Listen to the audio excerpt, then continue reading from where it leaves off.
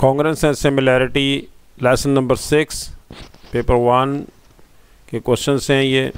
Question number 6, prove that the following two triangles where P Q R is equal to S P T, यानी कि angle Q और angle P दोनों same हैं, are congruent. ये proof करना है कि ये दोनों ट्राइंगल्स कॉन्ग्रेंट हैं। लेकिन इसमें सबसे पहले हम कॉरस्पॉन्डेंस चेक करते हैं इनके वर्टिसेस के दरमियान। सबसे पहले P, Q एंड R, ये वर्टिसेस लिख लेते हैं। और नेक्स्ट P के कॉरस्पॉन्डेंट है S, क्योंकि ये आप इसे इस तरह से ज्वाइन करके देख सकते हैं। P S के कॉन्ग्रेंट कॉरस्पॉन्डेंस है, यहाँ पर हम S लिख लेंगे। P हमारे पास S के कॉरस्पॉन्डेंट है। और Q इसी तरह से Q P के, दूसरी ट्राइंगल में Q हमारे पास P के कॉरस्पॉन्डेंस है। और R T के, यहाँ पर T लिखेंगे। अब हमें कहा जा रहा है कि भी आप इसको प्रूफ करें कि ये दोनों ट्राइंगल्स कॉन्ग्रेंट हैं। कॉन्ग्रेंट के लिए हम सबसे पहले तो ये एंगल्स देख लेते हैं कि इसके एंगल्स आपस में इक्वल हैं। P Q R angle is equal to S P T, ये एंगल इक्वल है क्योंकि ये गिवन है, नंबर 1। नंबर 2 पे आप ये देखें कि ये डबल डैश है और इसमें भी डबल डैश है, तो इसका मतलब है कि P Q is equal to, लेकिन इसका सीक्वेंस यहाँ से देख लें। वैसे डिस्टेंस P से Q और नेक्स्ट कोई भी Q से P सेम ही होता है। तो PQ और ये देखें यहाँ पर SP है। PQ और SP दोनों आपस में इक्वल डिस्टेंस हैं, ये भी गिवन है, ये भी गिवन है। नेक्स्ट ये देखें सिंगल डैश हमारे पास है, ये सिंगल है और ये भी सिंगल है। इसका मतलब ये हुआ कि दोनों डिस्टेंसेस भी सेम है। QR is equal to QR, यहाँ से चेक कर लेते हैं QR और ये PT डिस्टेंस ये भी इक्वल हैं आपस में, और ये भी गिवन है। तो दो डिस्टेंसेस आपस में इक्वल हैं और एक इंक्लूडेड एंगल, एक आपके पास एंगल इसमें इक्वल है। तो then SAS postulate, according to SAS postulate, triangle PQR is congruent to triangle SPT। ये कॉन्ग्रेंट होगा क्योंकि SAS पोस्टुलेट है side angle side, first side और एंगल, फिर साइड एंगल साइड इसमें और साइड एंगल साइड इसमें, दोनों आपस में इक्वल हैं। इसलिए यहाँ पर पोस्टुलेट हमारे पास ये बनता है SAS थ्योरम के मुताबिक, प्रॉपर्टी के मुताबिक, these two triangles are congruent. ये इसका आंसर आ गया। ये हमने उसी तरीके से हमने यहाँ पर इसको सॉल्व कर दिया है। Next question number 7। Question number 7, determine whether the following triangles are congruent और नॉट। तो ये दोनों ट्राइंगल्स कॉन्ग्रेंट हैं या नहीं हैं। इसके लिए सबसे पहले हमें इनकी कॉरस्पॉन्डेंस में देखते हैं कि इन ट्राइंगल कौन कौन सी ट्राइंगल्स हैं। Triangle ABC and triangle XYZ। अब देखते हैं कि क्या ये इन ट्राइंगल में कौन कौन सी साइड्स, कौन कौन से लेंथ्स आपस में इक्वल हैं। सबसे पहले हम AB लेंथ देखते हैं, नहीं इससे पहले हम देखेंगे इनकी कॉरस्पॉन्डेंस।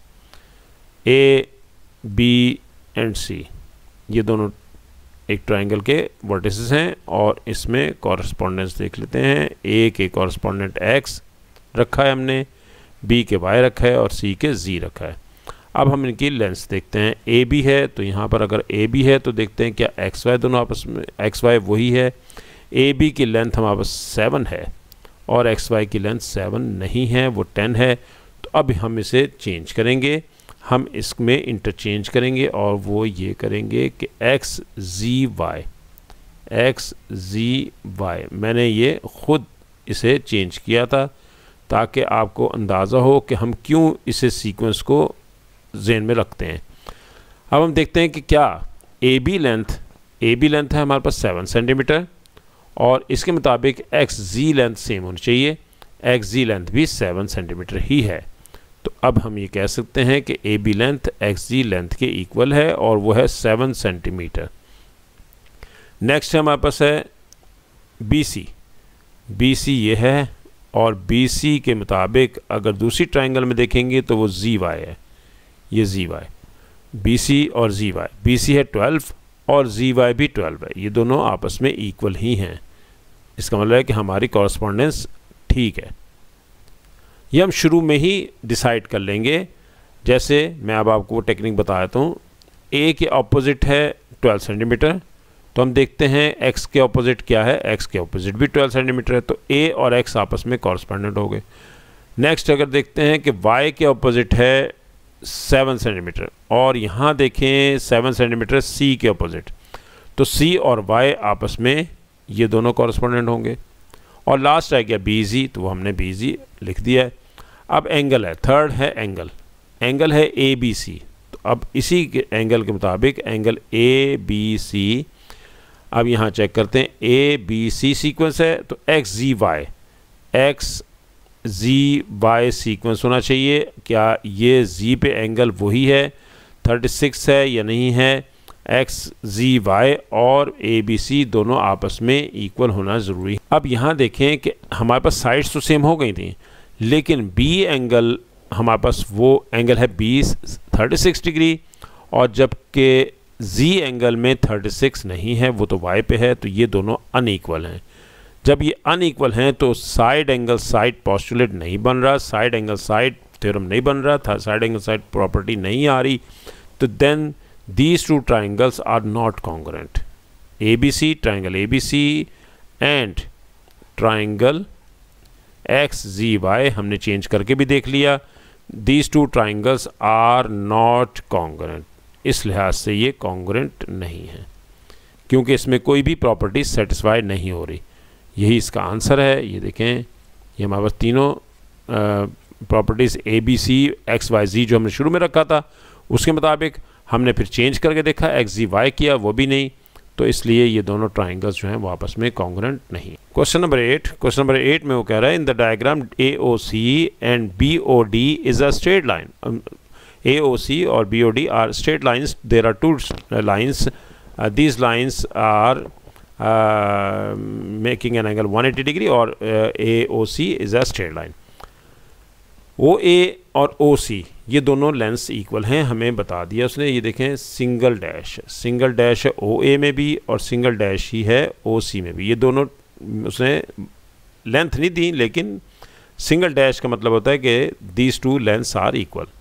इसी तरह से ओ डी और ओ बी ये डबल डैशेस हैं और ये भी आपस में इक्वल हैं। ए बी लेंथ हमें 7 सेंटीमीटर बता दी है। प्रूफ करना है कि triangle A O B is congruent to triangle C O D. तो हम इनकी कॉरस्पॉन्डेंस देख लेते हैं। ए कॉरस्पॉन्डेंट है सी के, गिवन है ना, और ओ कॉमन है इनमें, और बी डी के कॉरस्पॉन्डेंट है। अब हम यहाँ पर इनकी कॉरस्पॉन्डेंस यहाँ लिख लेते हैं। ए ओ और बी फर्स्ट ट्राइंगल है, और सेकंड ट्राइंगल है हमारे पास इसी में, वह है सी ओ और डी। हम इसमें सबसे पहला काम ये करते हैं कि हमारे पास जो गिवन है उसके मुताबिक चलते हैं। ओ ए, इसमें ओ ए और ओ सी आपस में इक्वल हैं, ये गिवन है, हमें पहले ही बता दिया उसने कि ये दोनों लाइन्स इक्वल हैं। और नेक्स्ट देखते हैं ओ बी। ओ बी के मुताबिक देखा जाएगा तो वो ओ डी बनेगा, इधर से ओ डी, ओ बी और ओ डी, ओ बी और ओ डी भी इक्वल हैं, ये भी गिवन है हमें।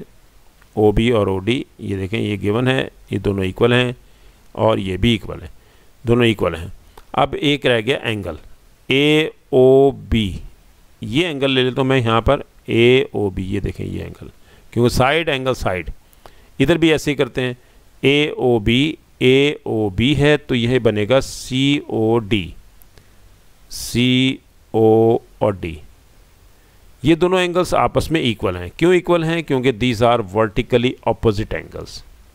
जब क्रॉस होता है तो हमेशा वो दोनों एंगल्स इक्वल होते हैं। जब भी क्रॉस होता है, ऐसे क्रॉस से इंटरसेक्ट कर रहे हैं, तो ये दोनों एंगल्स वर्टिकली ऑपोजिट एंगल्स कहलाते हैं। इस प्रॉपर्टी के मुताबिक ये दोनों एंगल्स इक्वल हैं।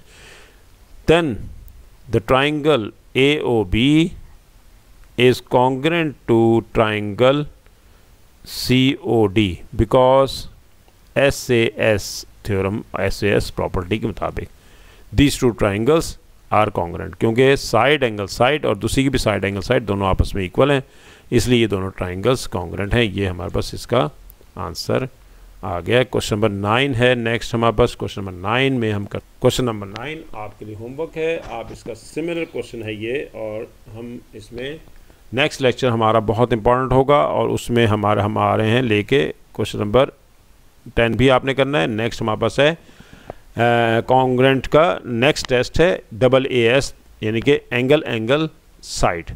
ये दो क्वेश्चंस आपके पास, एक क्वेश्चन नंबर 10 है और क्वेश्चन नंबर 9 ये आपने होमवर्क के तौर पे करना है। नेक्स्ट लेसन इसमें ही शुरू करेंगे हम इंशाल्लाह।